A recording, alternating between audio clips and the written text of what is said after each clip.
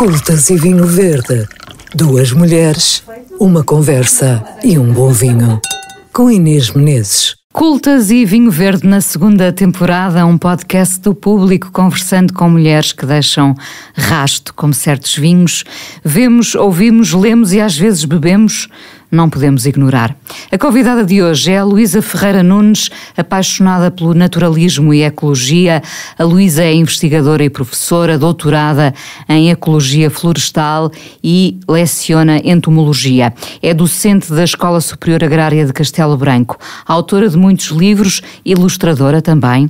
Tem agora aqui no público o podcast Lições Naturais. Está a escrever um novo livro. Garrafa já aberta aqui em cima da mesa para acompanhar esta conversa, um Quinta de Azevedo Loureiro Escolha Branco 2022.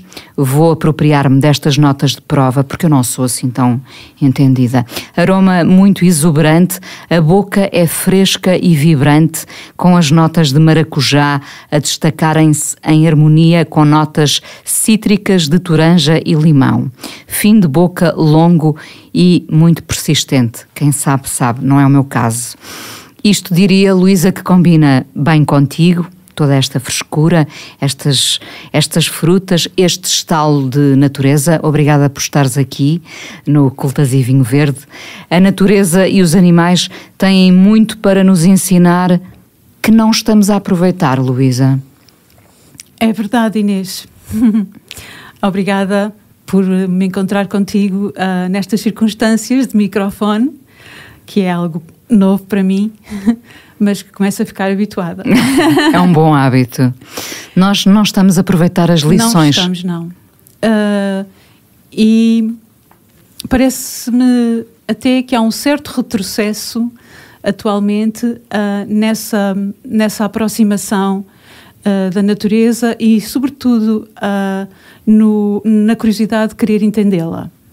Sendo nós natureza também, porque somos mais uma espécie, era importante podermos perceber como é que outras espécies, outros habitats funcionam para, de certa forma, emular aquilo que são adaptações de milhares de milhões de anos, milhares de anos,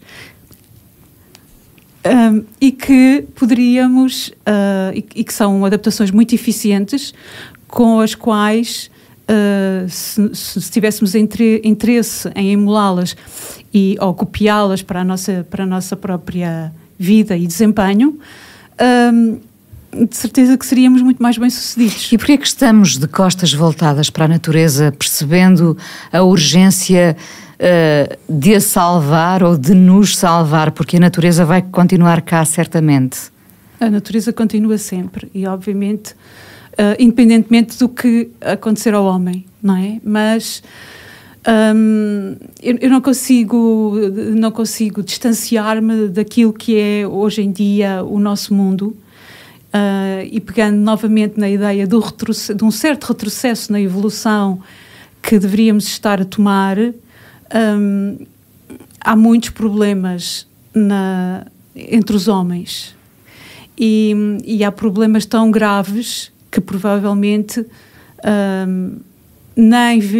nem há oportunidade de conseguirem ver na natureza um estado de evasão, nem, muitas das vezes, há possibilidade de ver nela a solução também. De ver nela a solução, porque, no fundo, ver soluções na natureza não é algo que a maior parte das pessoas perceba que se possa observar. E, portanto, é necessário que alguém faça essa ponte. E eu fico contente de poder colaborar um bocadinho nisso. Para estarmos em harmonia com a natureza precisamos de várias coisas. Precisamos de tempo também, é verdade, não é? E todos nos queixamos da falta de tempo, mas precisamos do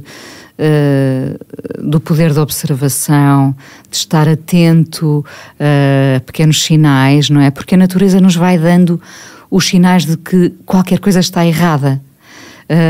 Ainda há pouco tempo passámos por mais um tremor de terra e alguém me dizia: pois, eu ouvi os cães a ladrar de uma forma tão estridente. Os animais estão muito mais conectados, os outros animais, muito mais conectados com a natureza, não é? Sim, e têm capacidades que nós humanos não temos. E que desprezamos muitas vezes. Os animais são equipados para poderem sobreviver em condições que são muito menos moderadas que as nossas.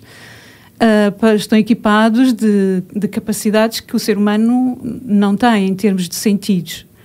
E quando foi o tsunami em Bali, em 2004, algumas horas antes, os elefantes começaram a ficar muito inquietos e começaram a deslocar-se, os que podiam, que não estavam presos, a deslocar-se para zonas mais altas.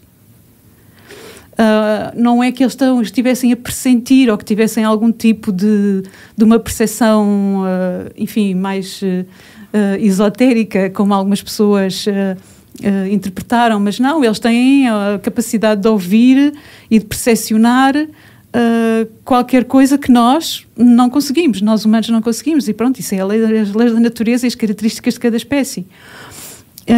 Mas é verdade que se nós pudéssemos, ou se pudéssemos parar um pouco, a pessoa que como eu e as pessoas que estudam a natureza, não é, são treinadas a observar. E uma pessoa que tem que ensinar entomologia, que é a cadeira, que é a disciplina que estuda os insetos, tem que ainda observar, tem que ter um espírito de observação ainda mais perspicaz, porque tem que olhar um mundo que a maior parte das pessoas não vê, que é dos mais pequeninos. O detalhe. E, portanto, procurar depois as histórias que há por trás de todo esse detalhe, que nós podemos olhar...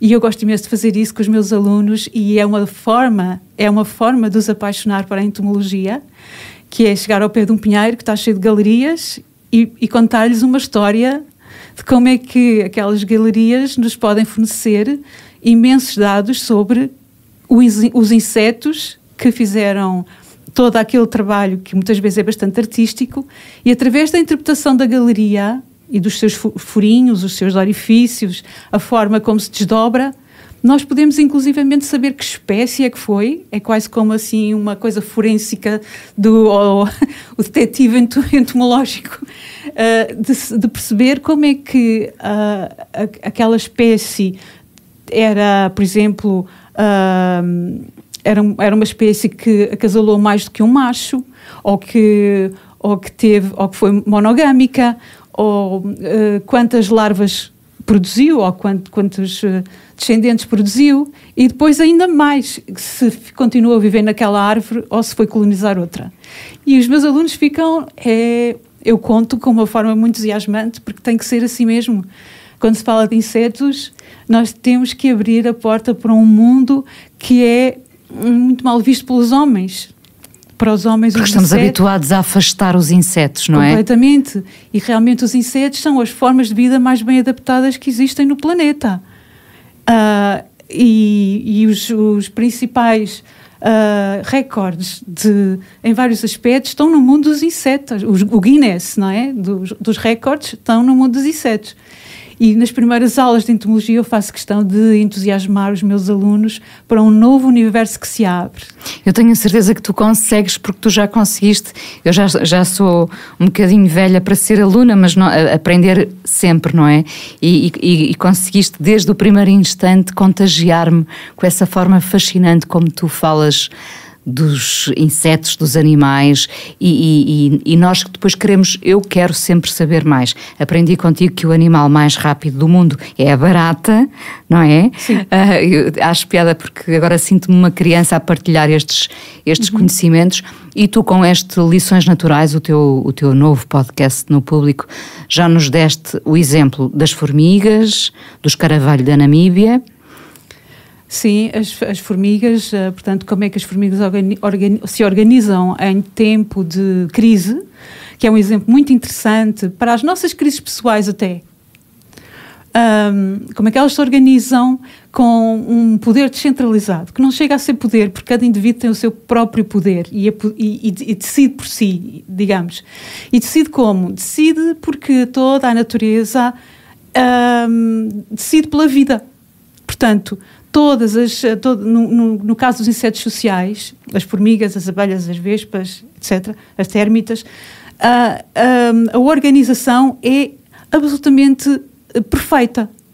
E é uma pena que os seres humanos, e sobretudo, por exemplo, as pessoas que têm que gerir, governar, organizar, não leiam um livro sobre formigas e sobre térmitas, como é que elas se organizam. E, portanto, no podcast já passaram 3 episódios. O primeiro, extraordinário, escaravelho da Namíbia. E houve uma coisa muito engraçada que eu tenho que partilhar contigo, Inês. Foi ter recebido um saquinho com areia do deserto da Namíbia de um ouvinte que estava na Namíbia naquela altura, quando ouviu o podcast. Alguém lhe enviou. E ele gentilmente enviou-me também um saquinho com areia do próprio deserto. Isso é muito bonito. Muito Portanto, bonito. nesta altura já tivemos as formigas, o escaravelho da Namíbia. Sim. E hoje saiu que explica, o podcast que explica porque é que há flores que seguem o sol, como o girassol. E explica qual é o mecanismo e como é que isso pode inspirar, por exemplo, determinados tipos de tecnologia. Entretanto, quando nos ouvirem, provavelmente já terão saído muitos episódios.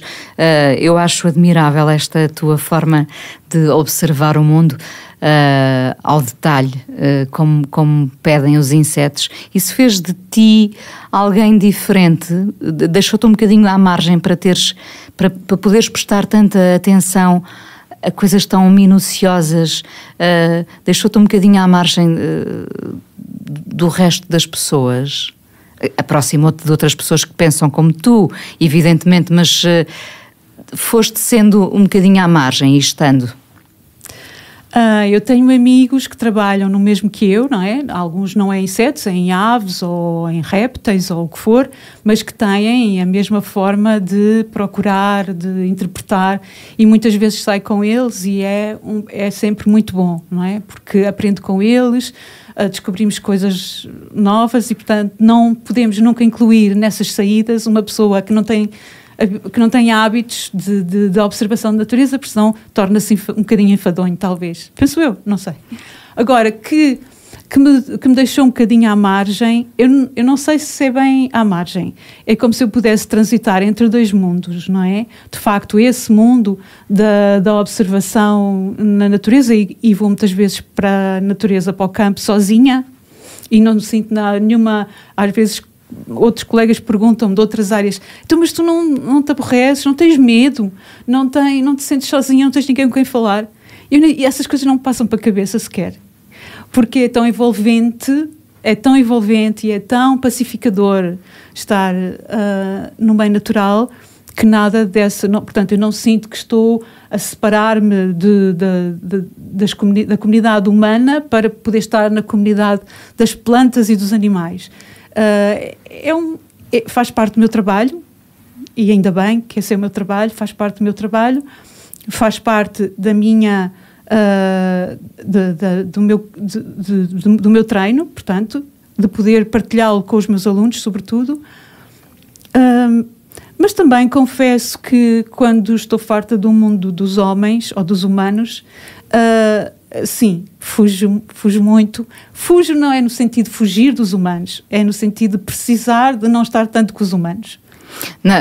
Nas tuas aventuras pelo mundo, e fugindo um bocadinho saindo aqui de Portugal, já estiveste em sítios muito mais complicados, em aventuras mais solitárias, e nunca o medo te assaltou, Luísa, entre a natureza e os animais?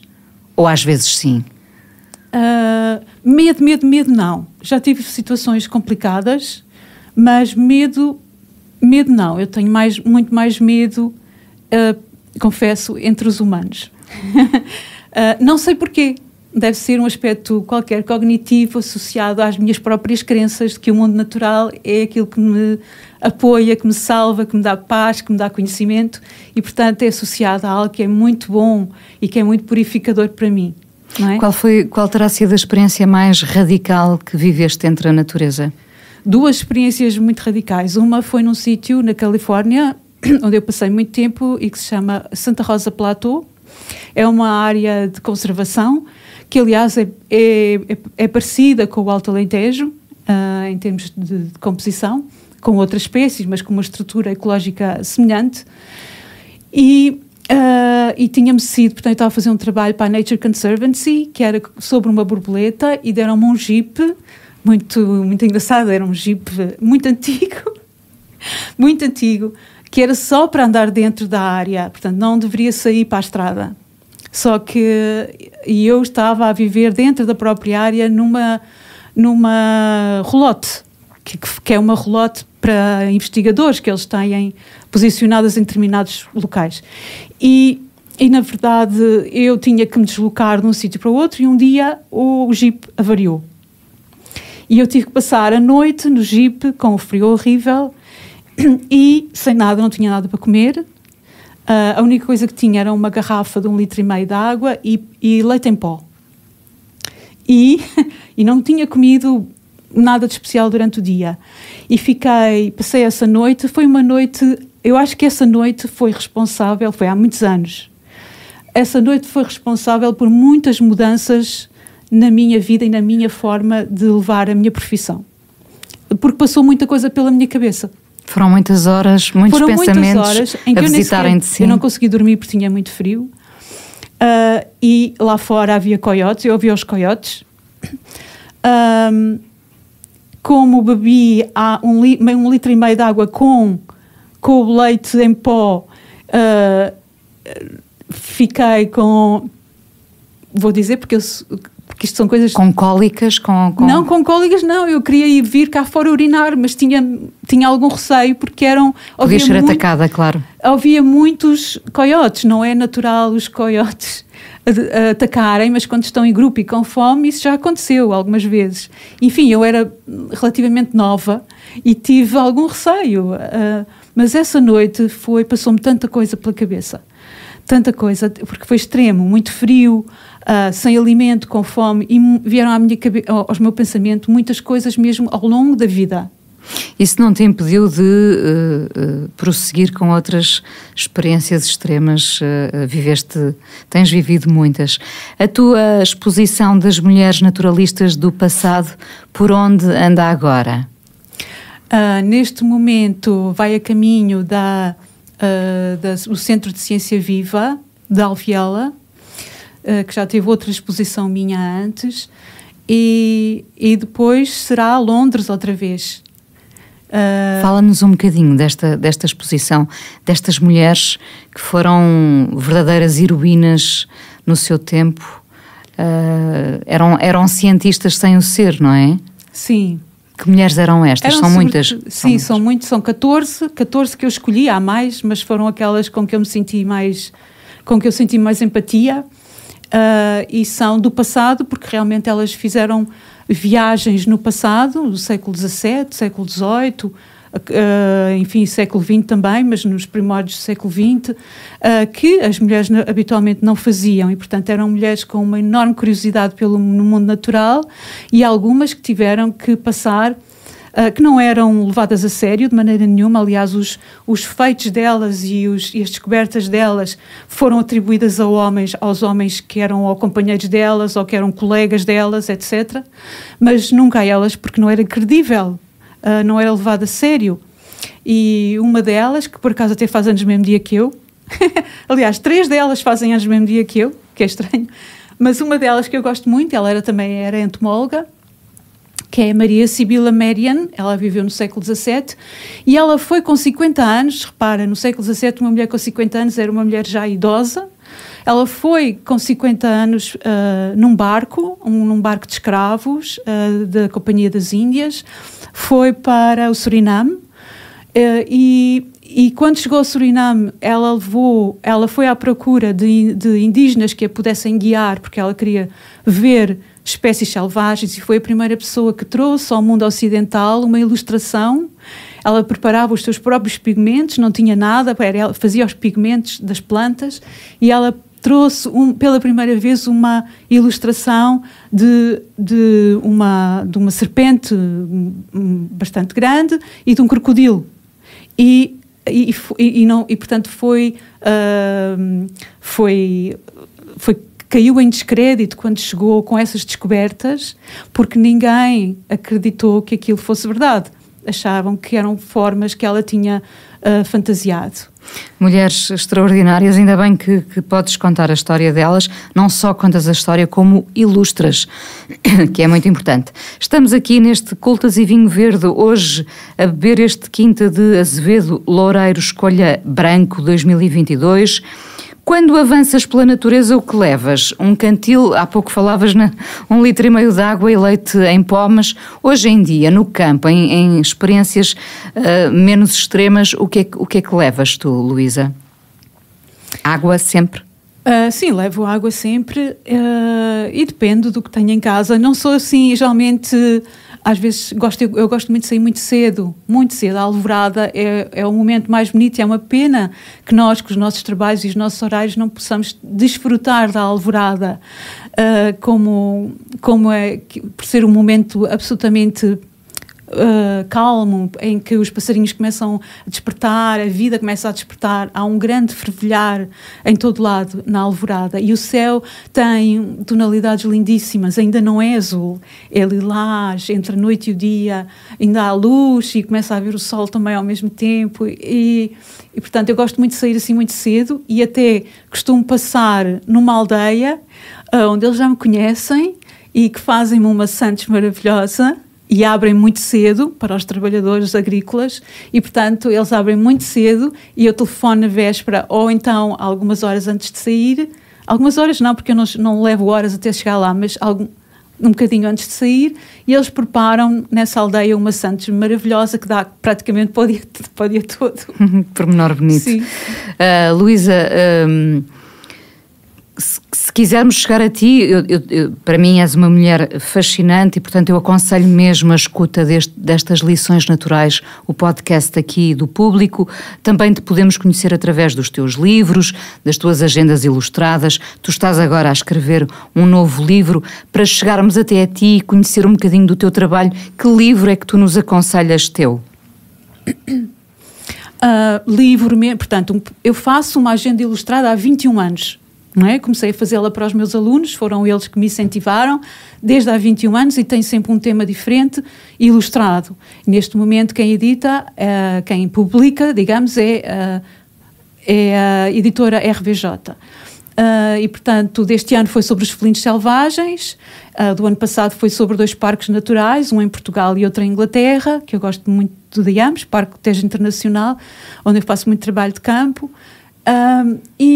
Mas o livro mesmo, penso que o livro que se chama Notas de Campo na Beira é um livro com alguma dimensão e que retrata um conjunto de viagens ao longo da Beira que fiz a acampar, onde falo não só de tudo isto, estas sensações que é estar no campo sozinha e partilhar dia e noite desse privilégio, que é observar e perceber como tudo, e de sentir como tudo é envolvente à nossa volta, e é descrever dessa maneira para um público generalista, não para cientistas, e que também é ilustrado. Portanto, ilustrei todas essas espécies que são as principais, dentre animais e plantas, que caracterizam a Beira Baixa, que é realmente um dos locais, do ponto de vista rural, ainda muito pristino, onde podemos estar em natureza, alguns sítios em natureza intocada quase.